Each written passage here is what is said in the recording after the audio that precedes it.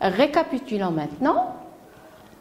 Le pronom personnel désigne qui s'exprime, comme nous avons du travail, par exemple j'ai de l'argent, par exemple il me donne par exemple son stylo. Il désigne aussi à qui l'on parle. Je te remercie.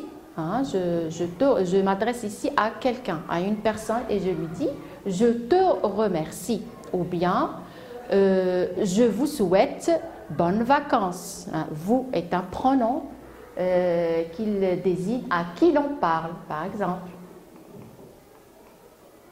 Ainsi que le pronom personnel désigne de qui on parle, comme « elle est en réunion ». Par exemple, elles sont en vacances, par exemple.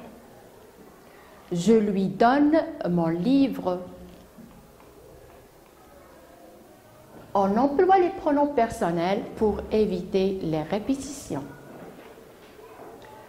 La phrase suivante, par exemple, écrivez un mot à maman. Elle est à la maison, dit l'ogrelet à son institutrice. Pour éviter la répétition du nom maman, il a employé le pronom personnel elle. Elle est à la maison, c'est la maman. Le pronom personnel se place généralement avant le verbe. Il peut être sujet ou complément. J'écrirai une lettre et je vous l'enverrai par voie postale. Alors ici, le pronom personnel est placé avant le verbe. Regardez, écrirai est le verbe de la phrase. Je, c'est le sujet. Alors, je est un pronom personnel sujet. Qui est-ce qui écrirait? Je, c'est le sujet. Je vous l'enverrai. Qui est-ce qui enverrait cette lettre? Je, toujours je. Alors, je est un sujet. Sujet. Alors maintenant, regardez, il nous reste les pronoms personnels vous et le L apostrophe.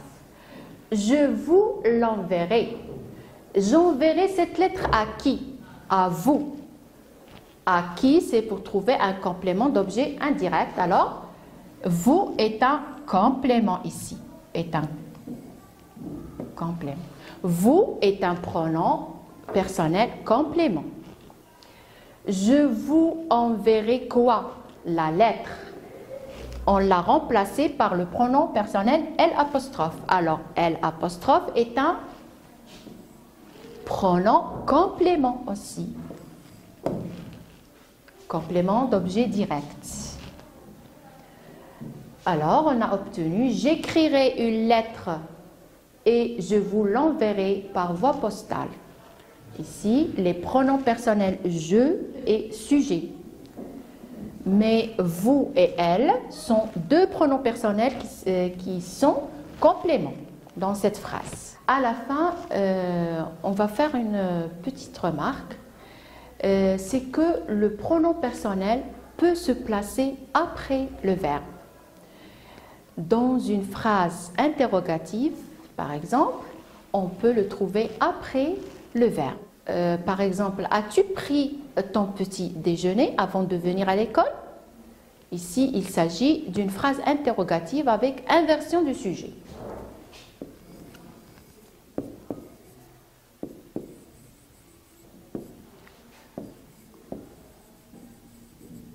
As-tu pris ton petit déjeuner?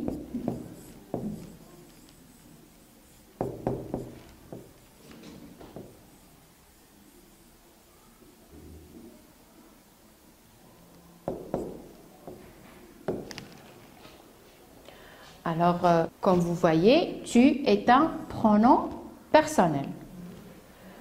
Il est placé après le verbe.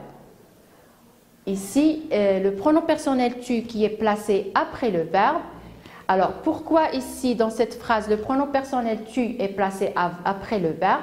Parce qu'il est dans une phrase interrogative. Avec inversion, on a inversé le sujet. Alors, c'est tout ce qu'il y a à dire à propos de cette leçon de pronom personnel. J'espère que vous avez bien compris. À bientôt alors.